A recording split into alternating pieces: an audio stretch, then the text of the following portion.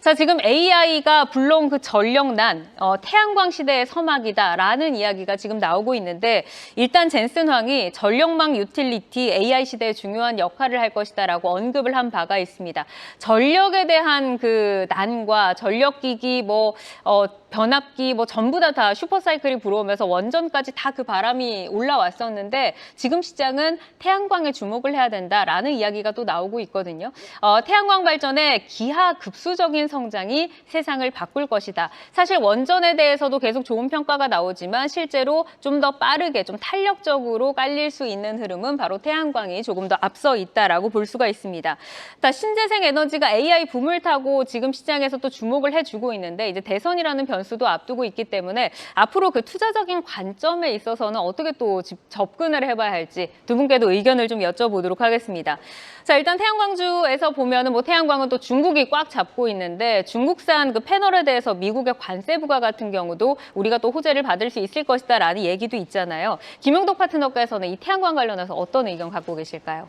네, 우선 태양광 같은 경우에는 탄소 배출권을 중요시 여기는 국제적인 어떤 에너지 문화 부분에 굉장히 중요한 요소라고 좀 볼 수가 있겠습니다. 하지만 중요한 부분들이 이제 생산 단가를 줄일 수 있는지 여부라고 좀 볼 수가 있겠는데요. 아직까지는 화석 연료에 비해서 높은 에너지 단가를 보이고 있기 때문에 이런 부분들을 줄이는 것이 상당히 좀 중요하다고 볼 수가 있겠습니다. 우리나라 에너지 이제 연구원에 의하면은 2030년도 정도가 된다라고 한다면은 태양광 에너지에 대한 에너지 단가 비용 부분들을 상당 부분 줄일 수 있을 것으로 예측을 하고 있습니다. 대략적으로 142원대에서 98원대까지 낮추면서 전체적으로 화석 연료보다도 상당히 저렴한 에너지원으로 가능할 것이라고 얘기하고 있는데요.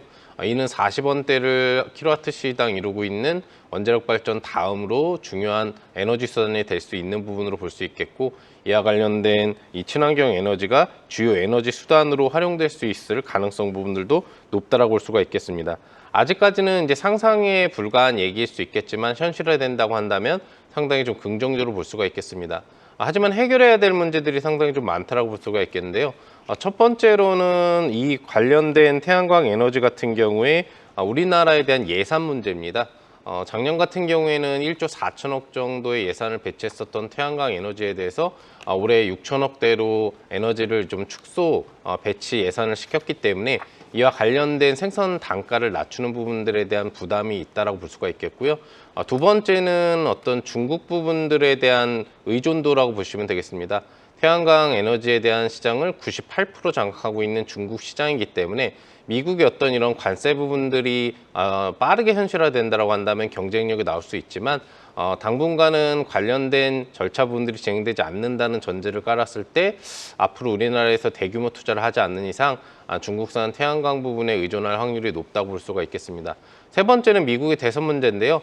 트럼프 대통령은 친환경 쪽을 중요시하지 않는 대통령이라고 보시면 되겠습니다.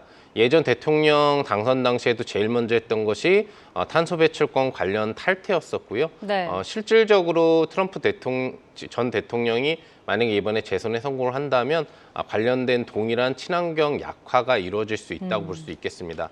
하지만 이러한 모든 문제 부분들이 나오지 않고 앞서 이야기한 긍정적인 부분만을 고려해서 태양광 부분들에 대한 에너지원에 대한 이야기를 좀 생각해 볼 수 있다고 한다면은 충분히 싼 단가로 전환되는 부분 속에 태양광 에너지는 우리나라에서도 또 전 세계로도 안정적이고 기초 전력 부분들을 차지할 수 있는 에너지원으로 충분히 활용될 수 있을 거라고 예상해 볼 수 있겠습니다. 알겠습니다. 변영인 대표께서